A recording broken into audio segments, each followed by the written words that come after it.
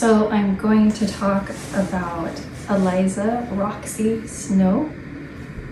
She was a plural wife of Joseph Smith. If you believe her, if you don't, then you just think she's a plural wife of Brigham Young who lied about being a plural wife of Joseph Smith. But I just don't think she's a liar. So, but she was born on January 24th, 1804, and she met Joseph Smith, knew him as early as 1831, 1832. So she was a teacher. She was very smart. And she joined the church in 1835, so it took her a little while to join. And her brother was Lorenzo Snow, and then he became a leader and prophet. So basically, one of her first statements I'm going to read is she says that when first plural marriage was suggested to me, I would not listen to the matter. The idea was repugnant, abhorrent. I was like any other young woman who had beaux and suitors for her hand. I wanted to share a husband with no woman. I was told it was God's command.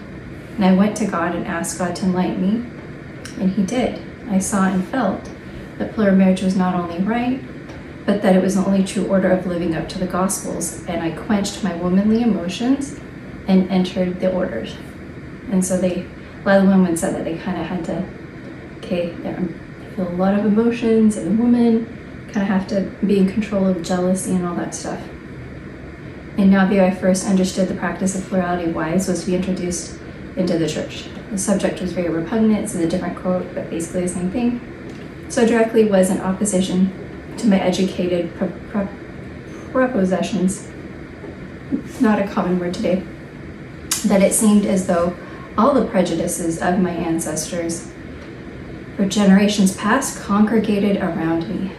But when I reflected that I was living, and then you just think, like, a lot of these plural women, they always bring up how for a long time it wasn't illegal in most countries to live plural marriage, but in England and the Puritans that came over, it was very very strict against it, whereas for hundreds of years it just wasn't something that was against the law or whatever. But anyway, but she just felt like her ancestors were just all these prejudices. She just knew it was a generational thing. A lot of them talk about that, these innate prejudices they had against it. Surely plural marriage must necessarily be included. But when I reflected, I was living in the dispensation of the fullness of times, embracing all their dispensations. Surely plural marriage must necessarily be included. And I consoled myself the idea that it was far in the distance and beyond the period of my mortal existence, in the eternities, the next life, right? It was not longer, however, after I received the first intimation, before the announcement reached me that the set time had come. This is so interesting. That God had commanded his servants to establish the order. So maybe she was just slowly being taught to her, maybe in Relief Society, I don't know, by taking additional wives. I knew God, was speaking. As I increased in knowledge concerning the principle and design of plural marriage, I grew in love with it. She says, I was still the prophet Joseph Smith for time and eternity in accordance with the celestial law of marriage, which God has revealed. The ceremony being performed by a servant of the Most High, authorized to officiate in sacred ordinances. This one of the most, anyway, I'll just stop there. Another thing that really was an interesting quote was Joseph Smith. No, this actually wasn't Joseph Smith III. So this was a letter. It's a first-hand statement by Eliza in 1877 to Daniel Munns, who became a part of that RLDS church. And they're asking her about spiritual wifery. Okay, she keeps talking about plural marriage, and it's holy, it's good, right? You ask, referring to President Smith, did he authorize or practice spiritual wifery?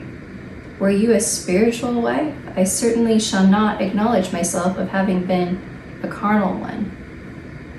So she's basically saying no, but saying, well, I'm not a carnal wife. And then, of course, Brian C. Hells is like, so that means she didn't have sex. After the ...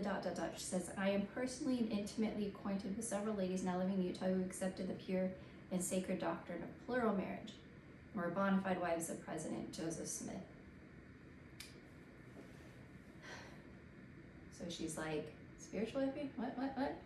I certainly wasn't some carnal, like, spiritual wifery really is codified. It's in history books about Cochrane in these communes with women and men. Nobody was exclusive at all. It was free love.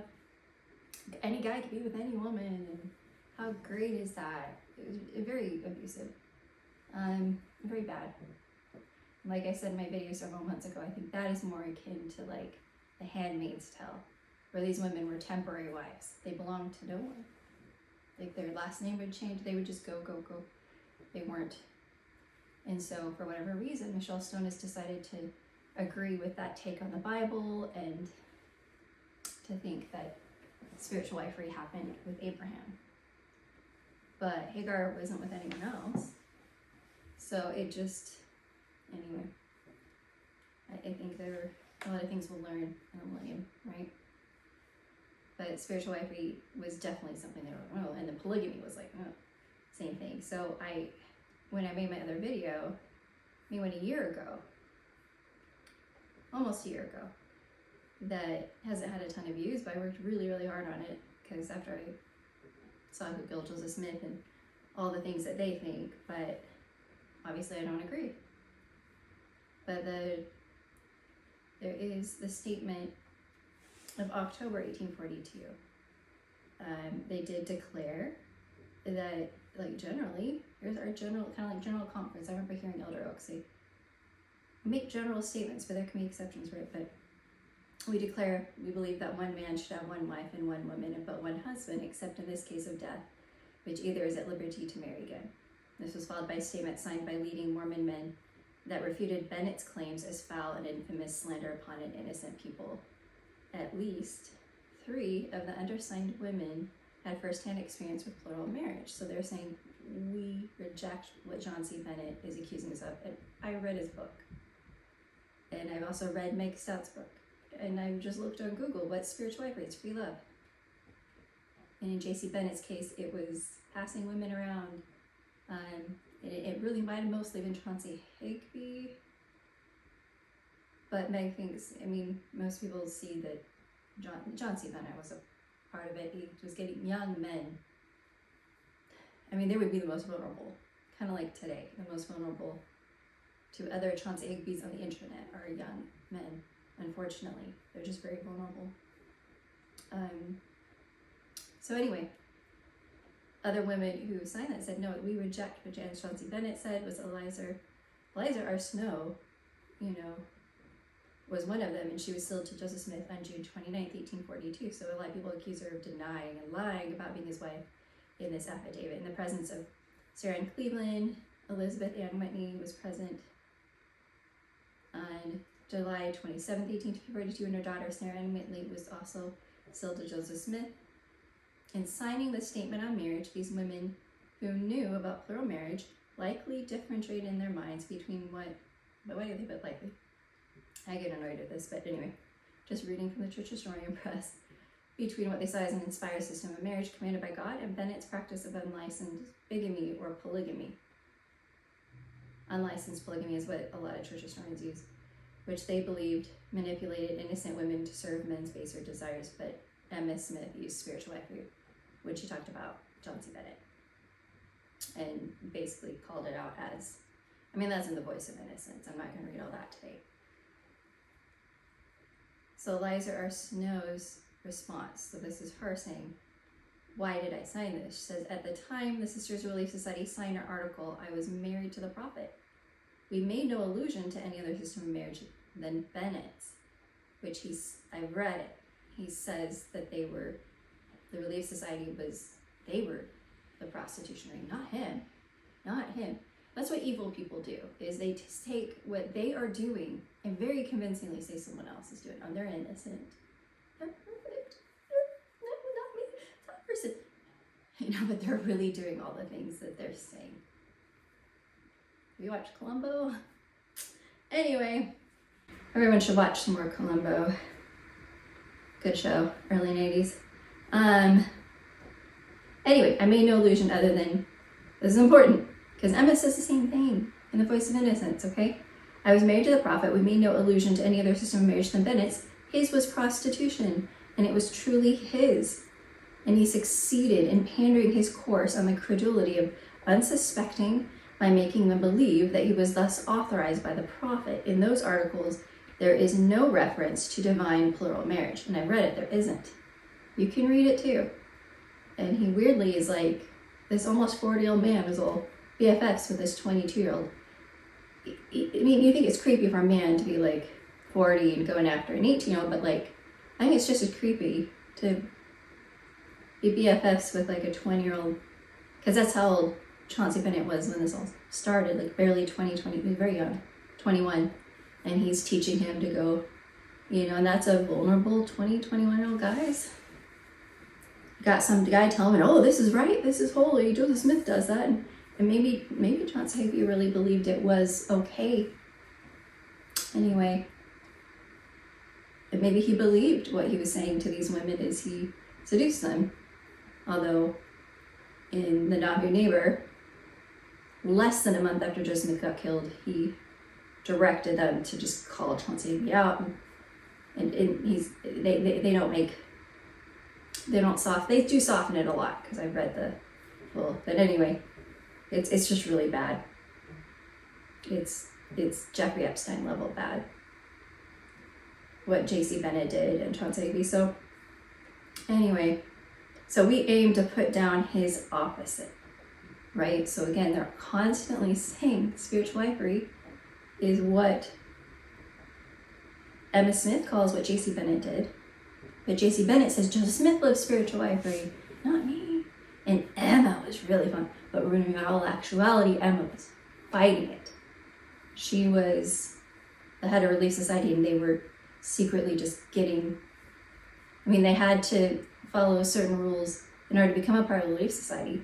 But then those women went to all the other women, like today. Like, how are you? Are you okay? Okay, if a man, literally, Vienna Jackie's saying, so if we go back, people with the RLDS Church would constantly bring up spiritual wifery, and because Joseph Smith III didn't understand. Like when he's talking to Vienna Jackie's, I'll give the page number. I almost have it memorized because I keep wanting to bring it up. Because it's again a situation where she's like, oh, plural marriage, good, holy. And then he's like interjecting as he is writing his memoirs and just saying, oh, well, she's just confused, because then all of a sudden we start talking about spiritual wifery. He makes a distinction though. I don't think he's a liar. I think he really just didn't understand. Because then when that's brought up, she's shaking, crying, oh, your mom brought that up and said, if any man comes to your door talking about spiritual wifery, you grab a broom or a fire poke, and you, because their intention is to come to your door and come in whether you like it or not and do whatever they want. So that's thanks to J.C. Bennett. He just claimed Joseph did everything. So then Southern Baptists just believe that Joseph Smith did everything J.C. Bennett did. He might be innocent, or he claims, oh, well, I was a victim and I did that too, but so often I've given a link to this and sometimes it just doesn't work. So I like, okay, I'm going to go ahead and throw in here that I'm pulling up and showing proof the Nauvoo Neighbor. And this is some evidence. You can also just go to the High Council minutes. This is May 29th, 1844. You can go to page 3. And that's where you'll hear these statements by Chauncey Higby. You've got the Nyman sisters. I won't read. Their story is awful, especially because they were younger. Sarah Miller had been married before. These girls hadn't. And was a widow. And then Catherine Warren, if you basically, trigger warning, these are stories in the Nauvoo Neighbor less than a month before Joseph Smith died, outing Chauncey Higby as basically a rapist. So trigger warning. I guess I didn't give a good enough trigger warning to someone that was bringing up Michelle Stone and just really urging me to watch her. So she doesn't sugarcoat. She doesn't do a trigger warning. Starts talking about how she thinks Abraham had sex slaves and that Hagar was raped and just all this, just really, that she didn't have any consent, and she just had a really dark view of the Bible and of polygamy, and that it just never had any good, and there was no reason, and it didn't help the church at all. Whereas my perspective in reading this, I mean, unfortunately, it is sometimes you need to see the dark background behind something to see the light of the good thing in front of it. To see how good plural marriage is, I think you need to see was lived by righteous people. If it's lived by bad people, they start putting in some spiritual wifery. Even just watching Sister Wives, I'd have to rewind it, but I'm pretty sure one of them was going to leave him, and he's like, well, I think he suggested her just get a boyfriend and just stay just for physically nearby with the kids and let him have access to the house, and she could also just have someone on the side. Like, that's spiritual wifery. Like, wait, you wanted her to stay married to you spiritually, and they're called spiritual wives, making it even more complicated, because these modern polygamists use the word spiritual wives, but it almost is just like how Cochran lived, because it seems like the sister wives, like he, whatever his name is, I have brain fog, didn't really care. If the woman didn't really want to act as a wife, she could have someone else, but just look like they're in a plural. But the FLDS had abused some of their wives and forced them to be with other guys. So this is all really triggering, really dark, but it gives you perspective on how different these polygamists live it today than our church did. Because Meg Stout is a good source because she got the perspective. She understood how different it was, because she had an ancestor that was sealed to Joseph Smith, but was still married to another man. And as Meg Stout spent months and months doing her own research, not paid by the church, not forced by, I've been accused of being paid by the church and I must be a missionary. And I'm like, well, missionaries aren't paid. And they argued and tried to prove that there was a missionary somewhere that was paid. I'm like, I just want to research things because you people attack us. So then we research things. Like, I've lost so much money just researching my photograph, but it was my own choice, and I'm not mad at or blame the people I worked with in Australia.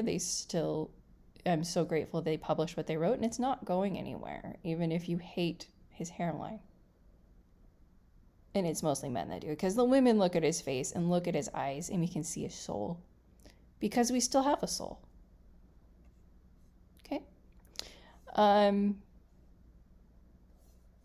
But yeah, Sarah Miller, I just wanted to pull in some of these points so you understand what happened. And it's very clear she's not consenting to Higbee, and she's just giving an excuse. Well, you're just confused. No, we shouldn't. But at least she'd been married before, and so had Catherine Warren. I'm not going to read that one. In the High Councilman, it's even worse. It's just like Jeffrey Epstein, just really abusive, no consent. Anyway, he said it was not for such things he was baptized for. Do you think I would be baptized for such a thing and then go into it so soon? Higbee said it would never be known. I told him it might be told in bringing forth, like me getting pregnant. And Chauncey Higbee said there's no danger, and Dr. Bennett understood it, and he would come and take it away. That's Sarah Miller. And then you've got Catherine Warren, that basically he prostituted her. Would keep me food if I would submit to his desires, but she was with many other men. So a lot of them were prostitutes. So that's in The Voice of Innocence. When Emma talks about prostitution and everything. But even on our own church's website, they said it was this unauthorized or polygamy. Like, it's very clear that they saw spiritual wifery one and the same as this. And then for some reason, polygamy now is codified to not mean spiritual wifery. Because in history, it really is in the history books, spiritual wifery. It was different. And so Eliza Snow understood because she was a part of the Relief Society, knew about all this that was happening. So the whole point of the Relief Society was to restore virtue, because you got these poor young girls submitting to the desires of a young 20-year-old. It was like, how many men were in the Nauvoo Legion? We could look it up. You think 1842, it's Meg Stout's like, we don't know how many were a part of it. I don't want to look at Wikipedia. I really don't know the numbers, how many men were in the Nauvoo Legion. I think I'd heard it was maybe even to the thousands, so you don't know. But John C. Bennett led the Nauvoo Legion. He was the mayor. He was the head of education. Like, he had the power of all of Nauvoo. Like, Joseph was the prophet, but John C. Bennett was controlling. He wanted to take over. He was taking over Nauvoo. And he was a sexual predator. So there were a lot of victims, and a lot of young men were brainwashed. And so I think there just weren't very many good men as options for women. You know, you think a lot of men died. There were a lot of widows. A lot of men did die in Missouri, but a whole lot more spiritually died in Nauvoo and were excommunicated, as they state, Nate. So it'd been 2 years since these excommunications, and then you've got, is what they're stating here. We have abundance of testimony like this, and you might ask, like, why didn't you publish this before? Why didn't you tell us? You know, and on account of the humility, like, he acted humble. Higby did. And he was very young. They probably saw him as, you know, this almost 40-year-old J.C. Bennett, like, to a 20-year-old, they thought they could still save him and help him. And so basically they really thought they could change him. So if you read through that, so this is not even a week later that the Nauvoo Neighbor is published, because of course Chauncey Higby is narcissistically raging about being outed now publicly. And then he's already threatened to kill Joseph Smith, and now he's like, I'm going to, you know. But they felt like it was really important for people to know the bad that was happening. But our church today doesn't really want people to know. And so they find out through an anti-Mormon, and then they lose their testimony and leave the church because they don't understand what words mean. And I find them making videos trying to disprove what words mean. Simple. I didn't click on it, but I saw a whole video like, oh my goodness, these apologists are trying to say there's a difference between spiritual wifery and celestial plural marriage. There 100% is. And Meg Stout found that. And it's in the memoirs of President Joseph Smith III as he's talking to Vienna Jackies. But him, interesting coming from him, he concludes he still thinks hard, like these anti-Mormons believe that polygamy and celestial plural marriage and spiritual wifery are all the same thing. They aren't. When you understand that they're different, and then you read these documents, you're like, oh my goodness, my perspective is totally different. So there weren't many options of good, chaste, active men in the church after what happened in 1842. And Meg Stout is really good at making that distinction that these women that were married to a husband, didn't divorce them, and were sealed to Joseph Smith for eternity. That was what was physically happening, just the whole ceremony and what it meant really was the complete opposite of spiritual wifery, which was all about physical, carnal. And that's what they're saying too. So when Eliza Snow says, no, I wasn't some carnal, there's plural marriage is holy, wonderful, and people think, oh, maybe Joseph Smith III's like asking, I don't know if I already said this, but I don't think I did. Yeah, Joseph Smith III said that he was informed when Eliza Snow died that she was still a virgin. I in turn said, Joseph Smith III said, I am informed that Eliza Snow was a virgin no time or death. I in turn said, Heber C. Kimball point blank walked up to Eliza Snow and just said, so did you, Joseph? And just her response was really sharp. She was just like, and so he asked her the question, although, anyway, then the married to Brigham, blah, blah, blah. She replied in a private gathering, I thought you knew Joseph Smith better than that, than to ask me if anything happened. So he still may not have known what that meant. As a lot of people think, there's a whole theory that she couldn't have any children, Brigham Young or that, and it's all Emma's fault because she shoved her down the stairs pregnant and she lost the baby and it was horrible, and Emma like ruined her life. But basically Ryan C. Howells quotes other scholars and agrees with them. So several scholars have gone to the home and done all their research to see, okay, what house did they live in? Just the whole entire story that was passed around couldn't have happened at all, how they say, because it would have been the log home and she just wouldn't have, no one would have seen her at the top of the stairs. And then that the date they give, like the next day she's teaching in school. I'm not going to read all. I'll give you the link, Juvenile Structure. So I guess Andrea wrote that to address the history of women who experienced violence in Missouri, in particular victims of sexual violence. And unfortunately, there was a lot of that in Missouri by these evil Missourians. And so Eliza R. Snow was a possible victim of gang rape. So basically the great-grandfather of George A. Smith, Alice Merrill Horn, that was her married name, granddaughter of George A. Smith and Bathsheba Smith. She just talked about, remember visiting her grandmother as a young girl and hearing the elderly women of Mormonism reminisce about the early days of the Restoration. Okay, I quote here as Alice Merrill Horn's words. So this is now Alice Merrill Horn, the granddaughter of George A. Smith. Bathsheba Smith was a part of the Relief Society when it first started and was very good friends with Eliza R. Snow. And so she's listening firsthand, writing this firsthand, of listening to her grandmother talk, who was best friends with Eliza R. Snow. So that's what she said. The most important Mormon women of the 19th century often gathered at the Smith home, abetting the church historian, so she's a little girl at this point, office. Alice would sit on her grandmother's lap and listen, catching the whispered word, unraveling, smelling, and signs made by those ladies. It was there at one of these rendezvous of feminine confidences young Alice overheard the account of the brutal gang rape of Eliza R. Snow. So now it's no longer first-hand account. And it's hard to tell because if I put a link to this, it got messed up. There are a bunch of question marks in there, but they must have edited it in some way, and then it threw everything off on the website. Like I was saying, how the juvenile instructor was down.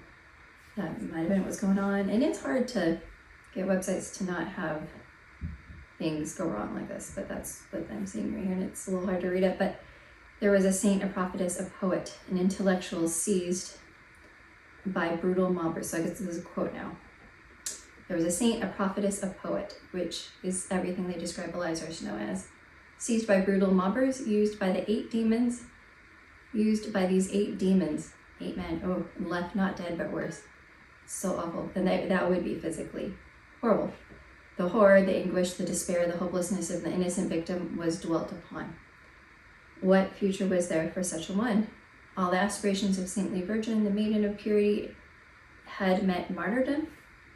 In this case, the rape left this victim not only emotionally scarred, but also permanently affected. Eliza R. Snow would never be able to have children. So now we have a different reason why she didn't have kids, instead of blaming Emma and saying that she threw her. And I also heard a story of Eliza Partridge. So Eliza Partridge, that Emma grabbed her by the hair and drug her down the stairs. For some reason, I don't doubt that one quite so much. Girls pulling hair, polygamy, everything. And Eliza Partridge even says that she was a little obnoxious, sort of. She doesn't use that word, but she's like, yeah, I rebelled a lot. I wasn't the best. I don't know. Who knows what she did? I don't know. She never says what she did that was wrong, but she sort of admits that she wasn't the best person. And I don't know, I don't want to say too much more about Eliza. I don't want to make this that much longer, but like I've had a lot of roommates, but like when you have roommates that are a lot younger, I can just imagine, I just turned 40, Emma being about close to that age, and at the point that she was that age, So she had just turned 40 weeks before Joseph died.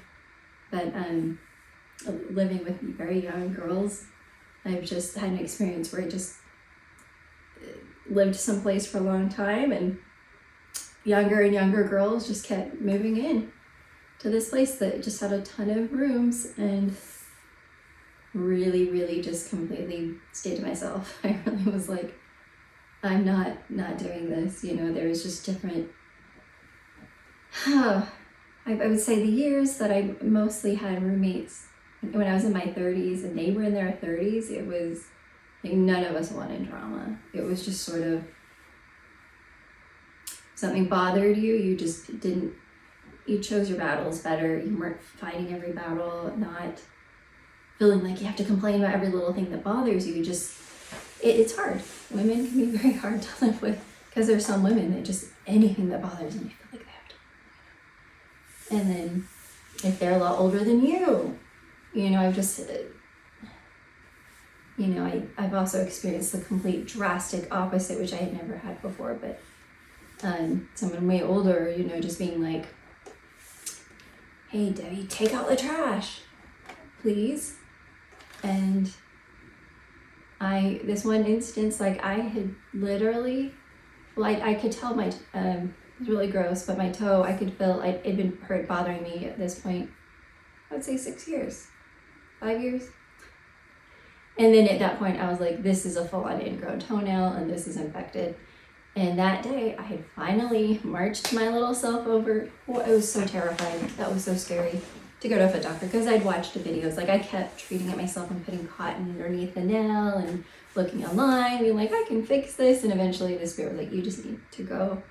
And it was traumatic. And it was so, the most painful part was that needle going in. And just, it was so aggressive and quick, but he still did really good. But it, you know, they put numbing in there and tied my foot so tight that it was completely numb, and I could not look, even though, like, I can watch videos. My mom and I would watch, like, surgeries sometimes and be like, and I wanted to become a plastic surgeon or assist, and I never did. Like, I'm just not squeamish, but I would definitely say I'm an empath, though, especially, like, when I first became a medical assistant, I'm like, oh, okay, I may not be squeamish, but, like, just anyone starting to cry, like, I would start to cry, too, like, so, I mean, that's why right now I'm just working with medical records. I can't handle other people being in pain. I just feel it and I get emotional. But what was I saying? I couldn't watch because I just knew I wouldn't let him do it. So I just turned and he ripped part of me. Not that much, but it's still traumatic. And so at this point, I'm going like this, and like I can hardly walk. And mind you, I'd taken the trash out, I think 3 times that week. The week had just barely started. So I lived with a lot of people, and these other people I knew were never taking the trash out, and I was frustrated with that. But I was like, I'd be frustrated, I'd feel that frustration, I would take it out. But it was full again. And this older person was just like, take it out. You know, she just thought I was home all day and lazy because I just didn't have a job outside the home. And I was just like, oh, and I was just like, well, I mean, I'm like, I just had part of my toenail ripped out, and then it was just, I don't believe you, and just like, you're lying. So then I could tell she didn't believe me, so I texted the paperwork, and then I was even, and I just said, well, I did take it out, you know, and then that sort of caused me being yelled at, and then I pretty much didn't leave my room for like almost 2 years. I almost never went in to cook because I just couldn't. I'm like, I can't have that happen again. I just can't. And I didn't want to be in a situation where I would yell back or be contentious back. I do not like that. You know, I think in my 20s, coming from being so shy, I had so many close friends who were like, you need to stand up for yourself. And I sometimes would, you know, especially 20-year-olds, and I just talk, I'm like, hey. And then we would all calm down and just like talk through it. But like, once you get to your 30s, you're just like, no. Anyway, just think of poor Emma and like young. I just can't imagine. Who knows what happened, especially if they're all have the same guy in the same house and these girls are so young. Yeah, I think it would have been really, really, really hard. But I just I don't see hints of this all being made up, and you can just continue to think it is. I'm just going to continue to think it's not made up. I think Brigham Young, I'm pretty much just even seeing the house that they all lived in, and And even though she never gave him any children, it wasn't just about that. Quite a few of his wives didn't. Okay, have a good day.